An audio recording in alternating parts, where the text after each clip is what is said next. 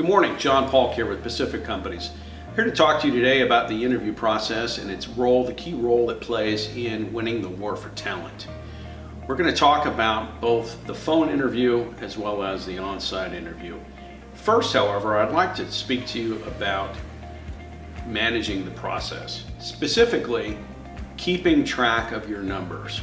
Call it KPIs, key performance indicators, or overall metrics. Do you know how to measure success? Are you tracking the results of your interview efforts? Where do the candidates come from? How often are you phone screening them? In other words, what is your closing ratio all the way through the process? Quoting from the late management guru, Peter Drucker, if you can't measure it, you can't manage it. So in order to maximize your probability for success in the war for talent, you need to measure your results. The most important piece of this is to ensure that you have a consistent process. Consistency leads to objectivity. If you're going to be evaluating a variety of applicants, be they clinical providers or some other allied healthcare professional, or wherever in your organization you're going to be adding staff and interviewing, you should have a consistent process that lends itself to objectivity in the interview process. As you're going through those phone interviews, perhaps it should be one individual or two or three designated individuals who have a prepared list of questions that they can apply to all applicants. Additionally, look at the interview process, both the phone as well as the on-site interview process, as an opportunity to sell your organization. In addition to that, one of the critical pieces of this is an interview is to listen and gain information.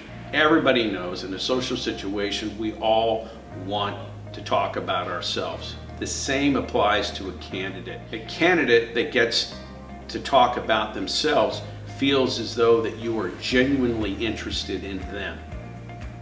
We've learned over the years that the on-site interview, of course, is the most difficult but also the most critical piece of the talent acquisition process. Most of our clients have a pretty good idea of how to conduct an on-site interview. Some of the things that we have noticed and we've learned through conversation, consultation with clients is there are some key components to this that are going to contribute to a higher probability of success. One of those is to ensure that the participants in the interview process are likely to represent the opportunity as well as the community in a favorable light. Ultimately, we want you to be in a position to say yes or no to a candidate. The goal being to attract that talent, that interview participant, to want to say yes to your opportunity, thus giving you the option to say yes or no.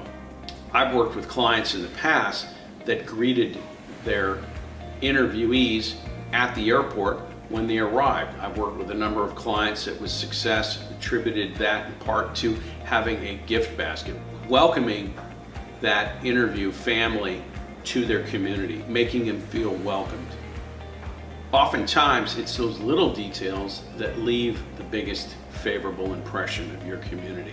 You should partner with a realtor, for instance, that's going to contribute to the process, enhance the process, help you attract that family or that candidate to your community. If there's a school system involved, include that as part of your candidate interview. The overall objective is, of course, to recruit. What we're talking about today is to increase the probability of success in the war for talent. We've got a number of ideas we're happy to share with you, both from what we've learned from physicians as well as from clients over the years, knowing what works and maybe what to avoid. It's great to have the opportunity to talk to you again. Give us a call. We've got great ideas. We'd love to help you out. We want you to win the war for talent. Thanks. See you again soon.